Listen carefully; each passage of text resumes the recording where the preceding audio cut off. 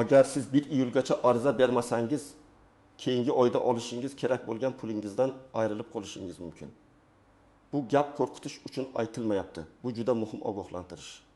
Chunki ko'pchilik odamlar baribir davlat biladi, menga avtomatik tushadi. 1-2 kun kechiksam hech narsa bo'lmaydi deb o'ylaydi. Lekin ayrim to'lovlar, nafaqalar, kompensatsiyalar, imtiyozlar yoki moddiy yordamlar bo'yicha muddat o'tib ketgandan keyin pulni qaytarib olish juda qiyin bo'ladi. Ba'zi holatlarda esa umuman mumkin bo'lmay qoladi. Men bugun sizga oddiy, tushunarli tilda tushuntiraman. 1 iyulgacha qanday ariza topshirish kerak? Kimlar kechiksa puldan qolishi mumkin? Kimlar xavotir olmasligi kerak? Qaysi holatlarda istisno bo'ladi? Va arizani qanday qilib to'g'ri berish kerak? Bu ma'lumot har bir oila uchun kerak bo'lishi mumkin. Chunki gap faqat bitta odamning pulda emas, butun xonadon budjetida ketmoqda. Videoni hoziroq oxirigacha ko'ring, kanalga obuna bo'ling va like bosib qo'ying. Chunki bunday ogohlantirishlar ko'p odamning pulini saqlab qoladi. Oldin ko'p jarayonlar qog'oz orqali yurardi. Odam mahallaga borardi, hokimiyatga kirardi, mutasaddi xodim bilan gaplashardi, hujjat topshirardi. Keyin ko'rib chiqamiz degan javobni ko'tardi.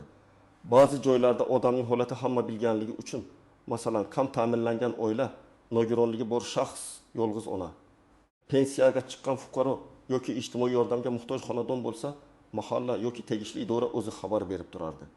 Kimdir hujjatni kech topshirsa ham, ayrim hollarda mayli, keyingi oy qo'shib berilar degan tushuncha bo'lardi. Hozir esa tartiblar ancha aniq va raqamlashtirilgan. Bu yaxshi tomoni bilan ham, xavfli tomoni bilan ham bor. Yaxshi tomoni shuki, ko'p narsani elektron tizim orqali tekshirish mumkin. Daromad, ish joyi, oilaviy tarkib, mulk, avtomobil, pensiya yoki boshqa to'lovlar. Lekin xavfli tomoni shundaki, tizim muddatga juda qattiq qaraydi. Agar ariza belgilangan sanagacha kiritilmasa, tizim sizni o'sha davr uchun ro'yxatga olmaydi. Natijada siz men haqli edim-ku deb aytsangiz ham, to'lov faqat ariza bergan oyning keyingi davrdan hisoblanishi mumkin. Men buni oddiy misol bilan tushuntiraman.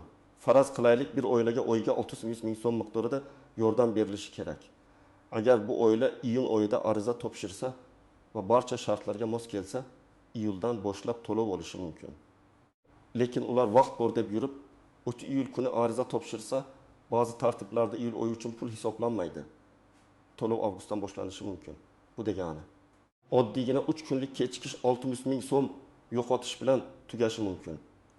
Agar to'lov 1 million so'm bo'lsa, zarar ham shuncha bo'ladi. Agar bu kompensatsiya bir necha oyga bog'liq bo'lsa, yo'qotish undan ham katta bo'ladi. Asosiy masala shuki, davlat to'lovlari yoki ijtimoiy yordamlar ko'pincha haqli bo'lish bilan emas, haqli ekanini vaqtida tasdiqlash bilan bog'liq. Sizning oilangiz haqiqatdan ham yordamga muhtoj bo'lishi mumkin. Lekin ariza berilmagan bo'lsa, tizim buni rasmiy ravishda ko'rmaydi. Og'zaki gap, qo'shnining guvohligi, mahalladagi tanishlarning bilishi yetarli bo'lmaydi. Hujjat kiritilishi, ariza ro'yxatdan o'tishi va sizga tasdiq berilishi kerak. Eng avvalo, iyul sanasi chegaraviy muddat sifatida qabul qilinayotgan bo'lsa, odamlar buni oxirgi kungacha cho'zmasligi kerak. Men doim shuni maslahat beraman. Oxirgi kun bu ariza topshirish kuni emas. Oxirgi kun bu zaxira kuni. Chunki elektron tizim ishlamay qolishi mumkin. Hujjatingizda xato chiqishi mumkin. Pasport ma'lumotlari mos kelmasligi mumkin. Oilaviy tarkib bazada noto'g'ri ko'rinishi mumkin. Bank kartangiz faol bo'lmasligi mumkin yoki mutaxassis qo'shimcha ma'lumot so'rashi mumkin. Siz esa o'ttim iyun yoki iyul kuni borsangiz, bu xatolarni tuzatishga vaqt qolmaydi. Kimlar birinchi navbatda xavotir olish kerak? Ijtimoiy yordam, bolalar nafaqasi, moddiy yordam, kommunal to'lovlar bo'yicha kompensatsiya, pensiya yoki nafaqa qayta hisob kitobi subsidiyalar, imtiyozli to'lovlar. O'qish yoki davolanish bilan bog'liq yordam pullari bo'yicha arizasi bor odamlar juda ehtiyot bo'lishi kerak. Ayniqsa oilasida voyaga yetmagan bolalari borlar, daromadi past oilalar, nogironligi bor shaxslar, boquvchisini yo'qotganlar, yolg'iz onalar, vaqtincha ishsiz qolganlar, ijara uyda yashayotganlar yoki tibbiy xarajatlari ko'p bo'lganlar muddatni o'tkazmasligi kerak. Misol uchun, oilada ota vaqtincha ishsiz, ona esa bola parvarishi bilan uyda o'tiribdi. Ularning 3 nafar farzandi bor. Oilaning rasmiy daromadi past, ular bolalar nafaqasiga yoki moddiy yordamga mos kelishi mumkin. Lekin ariza vaqtida topshirilmasa, Tizim oilani o'sha oy uchun hisobga olmaydi. Oila esa do'kondan qarzga oziq-ovqat olyapti. Bolaga dori kerak, maktabga tayyorgarlik uchun pul yig'ish kerak. Bunday vaziyatda 5 ming, 700 ming yoki 20 million so'm juda katta yordam bo'ladi. Kechikish esa oilani yana qarzga botiradi. Yana bir misol, pensioner onaxon bor, u kommunal to'lovlar bo'yicha kompensatsiya yoki qandaydir imtiyozdan foydalanishi mumkin. U mening yoshim yetgan, hammasi avtomatik bo'lsa kerak deb o'ylaydi. Lekin ayrim imtiyozlarda ariza, bank karta ma'lumoti yoki yashash joyi bo'yicha tasdiq talab qilinadi. Agar u vaqtida murojaat qilmasa, to'lov keyingi davrdan boshlanishi mumkin. Onaxon bir oy davomida gaz, elektr, suv, dori-darmon xarajatlarini o'zi ko'taradi. Bu esa pensiya cheklangan odam uchun og'ir. Yana bir real holatni olaylik. Bir fuqaro nogironlik nafaqasi, parvarish puli yoki qo'shimcha yordam olishga haqli bo'lishi mumkin. Tibbiy xulosa bor, nogironlik guruhi belgilangan, lekin ariza tegishli tizimga kiritilmagan yoki hujjat to'liq emas. Odam menga baribir berishadi deb kutadi. Ammo to'lovlar ko'pincha rasmiy murojaat sanasidan boshlab yuradi. Agar iyun oyida topshirishi mumkin bo'lgan arizani iyuldan keyin topshirsa, oradagi davr uchun mablag'ni ololmasligi ehtimoli bor. Kimlar xavotir olmasligi mumkin? Agar siz allaqachon ariza topshirgan bo'lsangiz, arizangiz qabul qilinganligi haqida tasdiq olgan bo'lsangiz, tizimda ko'rib chiqilmoqda yoki qabul qilindi degan holat turgan bo'lsa, sizning asosiy vazifangiz natijani kuzatish. Lekin bu ham endi yotib olsam bo'ladi degani emas. Chunki arizangiz qaytarilishi, qo'shimcha hujjat so'ralishi yoki bank rekvizitida muammo chiqishi mumkin. Shuning uchun ariza topshirilgandan keyin ham kamida haftasiga bir marta holatini tekshirish kerak. Agar sizning to'lovingiz avtomatik tarzda tayinlangan va har oy muntazam tushib kelayotgan bo'lsa, masalan, pensiya to'lovi yoki avvaldan tasdiqlangan nafaqa bo'lsa, ehtimol sizga qayta arz kerak bo'lmasligi mumkin.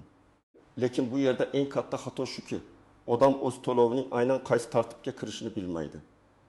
Menga oldin tushgan degani bundan keyin ham hech qanday arizasiz tushadi degani emas. Qayta tekshirish muddat tugashi, oilaviy daromad qayta baholanishi yoki hujjat yangilanishi talab qilinishi mumkin. Shu sabab men har bir tomoshabinga aytaman, o'zingiz oladigan yoki olishni rejalashtirayotgan to'lov nomini aniq bilib oling. Bu bolalar nafaqasimi? Moddiy yordammi? Kompensatsiyami? Subsidiya yoki imtiyozmi? Har birining tartibi boshqa, muddati boshqa, hujjati boshqa bo'lishi mumkin. Davlat puli deb umumiy aytish xato. Aynan qaysi to'lov haqida gap ketayotganini aniqlasangiz, muddatni ham, talabni ham to'g'ri tushunasiz. Qoidalar o'zgarishining asosiy sababi tartibni shaffof qilish, haqiqatda muhtoj odamlarni aniqlash va ortiqcha to'lovlarning oldini olishdir. Davlat budjeti cheksiz emas. Agar bir odam hujjatsiz yoki eski ma'lumot bilan pul olib tursa, boshqa haqli odam navbatda qolib ketishi mumkin. Shuning uchun yangi tartiblarda ko'proq elektron tekshiruv, ma'lumotlar bazasi solishtiruvi va aniq muddatlar paydo bo'lmoqda. Lekin bu oddiy fuqaroga qo'shimcha mas'uliyat yuklaydi. Endi men bilmasdim deyish har doim ham yordam bermaydi. Chunki muddatlar e'lon qilinadi. Xizmatlar markazlari ishlaydi. Mahalla orqali tushuntirish beriladi. Ayrim arizalar onlayn topshiriladi. Albatta, hamma ham internetdan yaxshi foydalana olmaydi. Hamma ham qonun tilini tushunmaydi. Shuning uchun men bunday mavzularni oddiy qilib tushuntiryapman. Sizning vazifangiz muddatni o'tkazmaslik va hujjatni rasmiy topshirish. Kechikishning eng xavfli oqibati shuki, siz nafaqat bir oylik puldan, balki navbatdagi imkoniyatdan ham qolishingiz mumkin. Masalan, subsidiya dasturida arizalar ma'lum muddatgacha qabul qilinsa va limit tugasa, kechikkan odam keyingi bosqichni kutishga majbur bo'ladi. Bu uy-joy subsidiyasi, ta'lim to'lov bo'yicha imtiyoz, davolanish uchun yordam yoki boshqa maqsadli dasturlarga tegishli bo'lishi mumkin. Bir kunda kechikish ba'zan bir yil kutishga olib keladi. Ko'p odamlar yana bir xatoga yo'l qo'yadi. Ular arizani topshirdim deb o'ylaydi, lekin aslida faqat maslahat olgan bo'ladi. Masalan, mahallaga boradi, xodimga holatini aytadi. Ha, sizga to'g'ri kelishi mumkin degan javob oladi va uyiga ketadi. Lekin ariza rasmiy ro'yxatdan o'tmagan, raqam berilmagan, tizimga kiritilmagan bo'ladi. Keyin muddat o'tadi, fuqaro men kelgandim-ku deydi. Ammo kelish bilan ariza topshirish boshqa narsa. Sizda ariza qabul qilingani haqida tasdiq bo'lishi kerak. Endi istisnolar haqida gaplashamiz. Ba'zi holatlarda muddat o'tib ketgan bo'lsa ham, uzrli sabab bilan qayta ko'rib chiqish imkoniyati bo'lishi mumkin. Masalan, odam kasalxonada yotgan bo'lsa, hujjat olish imkoniyati bo'lmasa, favqulodda vaziyat yuz bergan bo'lsa yoki tizimning o'zida texnik nosozlik bo'lgani rasman tasdiqlansa, lekin bu istisno avtomatik ishlamaydi. Siz men kasal edim desangiz yetarli emas, buni tasdiqlovchi hujjat kerak bo'ladi. Shifoxona ma'lumotnomasi, davolanish varaqasi, rasmiy izoh yoki boshqa dalil. Yana bir nozik jihat, hujjatlar to'liq bo'lmasa, ariza qabul qilingandek ko'rinsa ham natija rad bo'lishi mumkin. Masalan, oilaviy tarkibda bir farzand ko'rsatilmagan, nikoh yoki ajrim ma'lumoti bazada yangilanmagan, yashash manzili boshqa joyda chiqyapti. Bank kartasi boshqa odam nomida, pasport muddati tugagan yoki daromad haqidagi ma'lumot noto'g'ri. Bunday xatolar oddiy ko'rinadi, lekin to'lovni kechiktiradi yoki rad etadi. Ayrim odamlar agar rad bo'lsa, qayta topshiraman deb xotirjam bo'ladi. Bu ham xavfli. Chunki qayta topshirish sanasi yangi sana hisoblanishi mumkin. Siz 25 iyunda topshirdingiz, lekin hujjat xato bo'lgani uchun 5 iyulda qayta topshirdingiz. Agar tizim birinchi arizani haqiqiy deb saqlamasa yoki siz xatoni vaqtida tuzatmasangiz, to'lov iyuldan emas, keyingi davrdan hisoblanishi mumkin. Shuning uchun birinchi topshirishda imkon qadar to'liq va aniq hujjat bilan bo'lish kerak. Yana bir xato, odamlar norasmiy vositachilarga ishonadi. Men tanish orqali qilib beraman, pul bersangiz tezlashtiraman. Sizga albatta chiqarib beraman degan gaplarga ishonmang. Davlat to'lovlari bo'yicha qonuniy tartib bor. Hech kim sizga kafolatli qilib, shartlarga mos kelmasangiz ham pul chiqarib bera olmaydi. Agar kimdir pul so'rasa, bu alohida xavf belgisi. Siz rasmiy idora, davlat xizmatlari markazi mas'uli yoki ishonchli elektron portal orqali murojaat qiling. Bank kartasi masalasini ham alohida aytaman. Ko'p to'lovlar karta orqali tushadi. Agar karta yopilgan bo'lsa, muddati tugagan bo'lsa, boshqa telefon raqamga ulangan bo'lsa yoki karta boshqa shaxs nomida bo'lsa, pul tushishda muammo bo'lishi mumkin. Ba'zi to'lovlar faqat ariza beruvchining o'z nomidagi kartaga o'tkaziladi. Shuning uchun ariza berishdan oldin bank kartangiz faol ekanini, pasport ma'lumotlaringiz bilan mosligini va SMS xabar ulangani tekshirib oling. Yashash manzili ham katta rol o'ynaydi. Siz bir tumanda ro'yxatda turib, boshqa tumanda yashayotgan bo'lishingiz mumkin. Ba'zi yordamlar doimiy ro'yxat, ba'zilar haqiqiy yashash joyi. Ba'zilar esa mahalla xulosasi asosida ko'riladi. Agar manzil masalasi chalkash bo'lsa, arizangiz kechikishi mumkin. Masalan, siz Toshkent shahrida ishlaysiz, lekin ro'yxatingiz viloyatda. Arizani qayerga topshirish kerakligini oldindan aniqlamasangiz, bir idora boshqasiga yuboradi. Vaqt esa o'tib ketadi. Endi eng muhim qismga o'tamiz. Siz hozir nima qilishingiz kerak? Birinchi qadam. Qaysi to'lov yoki imtiyoz bo'yicha ariza topshirishingiz kerakligini aniqlang. Agar siz aniq bilmasangiz, mahallangizdagi mas'ul xodimga, tuman ijtimoiy himoya bo'limiga, davlat xizmatlari markaziga yoki tegishli tashkilotning ishonch telefoniga murojaat qiling. Menga pul tushishi kerak edi deb umumiy aytmang. Men bola nafaqasi bo'yicha murojaat qilmoqchiman. Men subsidiya bo'yicha ariza bermoqchiman. Men kompensatsiya olish tartibini bilmoqchiman deb aniq ayting. Ikkinchi qadam, hujjatlaringizni tayyorlang. Odatda pasport yoki ID karta, farzandlarning tug'ilganlik guvohnomasi, nikoh yoki ajrim haqida hujjat, bank karta rekviziti, yashash joyi bo'yicha ma'lumot, daromadga oid hujjatlar, nogironlik yoki tibbiy xulosa, talabalik yoki o'qish bo'yicha ma'lumotnoma talab qilinishi mumkin. Har bir to'lovda ro'yxat boshqacha bo'ladi. Shuning uchun oldindan so'rab oling. Hujjatning asli va nusxasi kerak bo'lishi mumkin. Elektron shaklda topshirsangiz, rasm yoki skan sifatli bo'lishi kerak. Uchinchi qadam, arizani oxirgi kunga qoldirmang. Agar muddat 1 iyulgacha bo'lsa, men sizga kamida 1 hafta oldin topshirishni maslahat beraman. Chunki xato chiqsa tuzatasiz. Qo'shimcha hujjat so'ralsa olib kelasiz. Tizim ishlamasa ertasi kuni qayta urinasiz. Oxirgi kuni esa hamma shoshiladi, navbat ko'payadi, mas'ullar band bo'ladi, tizimga yuklama tushadi. Kechikish xavfi eng ko'p oxirgi 2 kunda bo'ladi. 4-qadam, ariza qabul qilinganini tasdiqlab oling. Agar davlat xizmatlari markazida topshirsangiz, sizga ariza raqami yoki kvitansiya berilishi kerak. Agar onlayn topshirsangiz, shaxsiy kabinetingizda ariza raqami, holati yoki bildirishnoma chiqishi kerak. Agar mahalla orqali topshirsangiz, ariza tizimga kiritilganini, qachon kiritilganini va qanday raqam bilan ro'yxatdan o'tganini so'rang. xavotir olmang degan og'zaki gap yetarli emas. Raqam bo'lsa keyin holatini tekshira olasiz.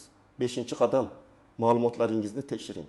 Familiya, ism, otasining ismi, tug'ilgan sana, pasport raqami, JSSHIR, telefon raqami, bank karta, manzil. Oilaviy tarkib noto'g'ri yozilsa, ariza rad bo'lishi yoki cho'zilishi mumkin.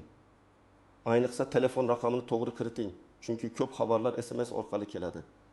Telefoningizni o'chirib qo'ymang. Begona raqam yozmang. Eski ishlamaydigan raqam qoldirmang. 6-qadam ariza holatini kuzating. Ariza topshirganingizdan keyin 3 kun, 5 kun yoki belgilangan muddat o'tib, javob chiqishini tekshirib boring. Agar qo'shimcha hujjat kerak degan xabar kelsa, darhol javob bering. Agar rad etilsa, rad etish sababini yozma ko'rinishda oling. Sababni bilmasdan qayta topshirish foydasiz bo'lishi mumkin. Masalan, rad sababi daromad yuqori chiqqani bo'lsa, siz daromad ma'lumotini tekshirishingiz kerak. Rad sababi oilaviy tarkib noto'g'ri bo'lsa, avval bazadagi ma'lumotni tuzatish kerak. 7-qadam. Agar siz haqiqatan ham haqli bo'lsangiz, lekin rad javobi olsangiz, shikoyat qilishdan qo'rqmang. Lekin shikoyatni hissiyot bilan emas, hujjat bilan qiling. Menga yordam beringlar deb emas. Mening arizam falon raqam bilan topshirilgan. Rad sababi shunday ko'rsatilgan. Lekin mana bu hujjatlar asosida qayta ko'rib chiqishni so'rayman deb yozing. Shunda murojaatingiz aniq bo'ladi va mas'ul idora ham uni tekshirishi osonlashadi. Keling yana bir nechta vaziyatni ko'rib chiqamiz. Birinchi vaziyat: oilada 4 nafar bola bor, ota mavsumiy ishda ishlaydi, ona uy bekasi. Ular bolalar nafaqasiga mos kelishi mumkin. Lekin oilada eski avtomobil bor. Tizim bu avtomobilni mulk sifatida ko'rsatishi mumkin.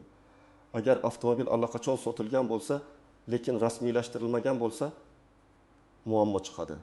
Demak, arizadan oldin mulk va transport holatini ham tekshirish kerak. Mashina meniki emas, ukam haydaydi degan gap tizim uchun ahamiyatli emas. Hujjatda kimning nomida bo'lsa, o'sha hisobga olinadi.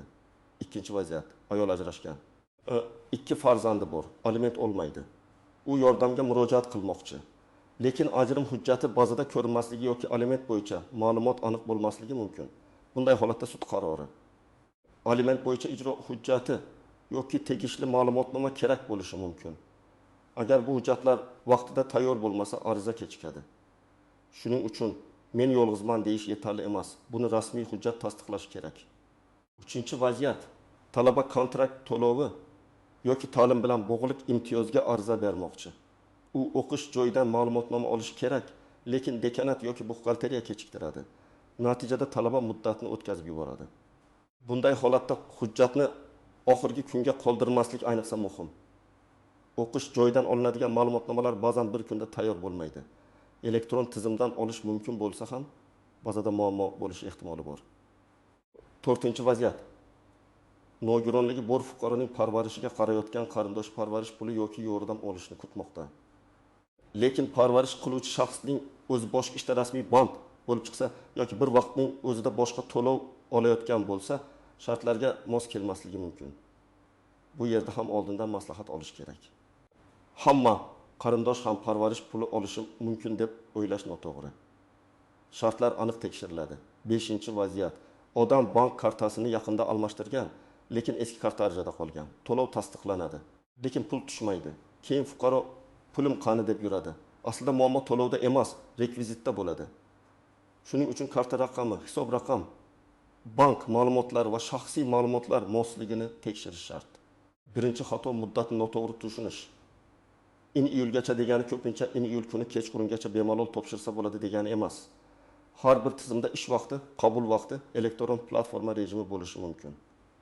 Shuning uchun xavfsiz yo'l iyulni emas, 25-28 iyun oralig'ini oxirgi muddat deb biling. Ikkinchi xato: boshqa odamning tajribasiga qarab xulosa qilish. Qo'shningizga arizasiz tushgan bo'lishi mumkin, lekin sizga ariza kerak bo'lishi mumkin. Qarindoshingizga rad javob berilgan bo'lishi mumkin, lekin sizning olatingizda imkoniyat bor. Har bir oilaning tarkibi, daromadi, mulki, yashash manzili, farzandlar soni va hujjatlari boshqacha. 3-xato: hujjatni chala topshirish.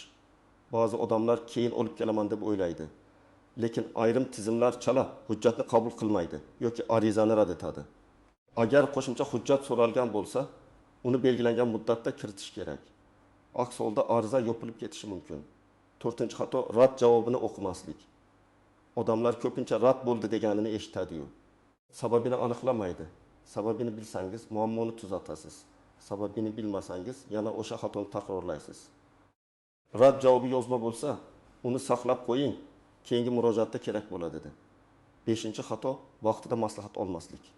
Agar siz nimanidir tushunmasangiz, so'rash uyat emas. Uyda o'tirib taxmin qilish eng xavfli yo'l. Bir kun oldin so'rasangiz, hali imkon bor. Muddat o'tgandan keyin so'rasangiz, ko'pincha kech bo'ladi.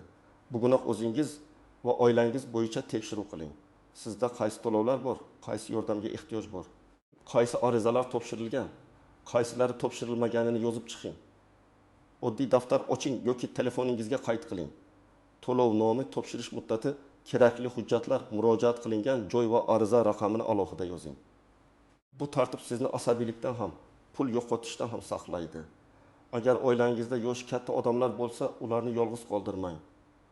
Ko'p pensionerlar, nogironligi bor fuqarolar yoki internetdan foydalana olmaydigan odamlar muddatni o'tkazib yuboradi. Ularga yordam bering, hujjatini tekshiring. Davlat xizmatlari markaziga birga boring, telefoniga kelgan xabarlarni o'qib bering. Ba'zan bitta farzandning e'tibori ota-onaning bir oylik pensiya qo'shimchasi yoki kompensatsiyasini saqlab qoladi. Agar siz chet elda bo'lsangiz, lekin oilangiz O'zbekistonda to'lovga murojaat qilish kerak bo'lsa, masalani masofadan turib nazorat qiling. Uydagilar biladi deb tashlab qo'ymang. Hujjatlar kimning nomida? Karta kimniki?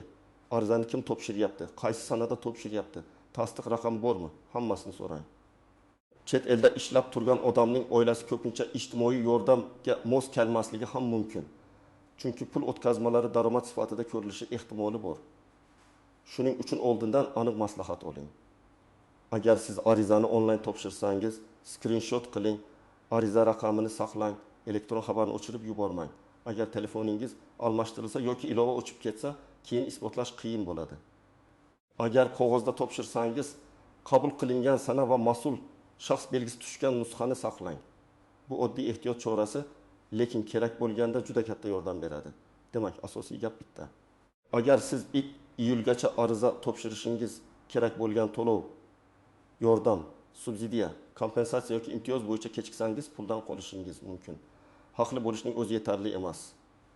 Siz o'z haqqingizni vaqtida rasmiylashtirishingiz kerak.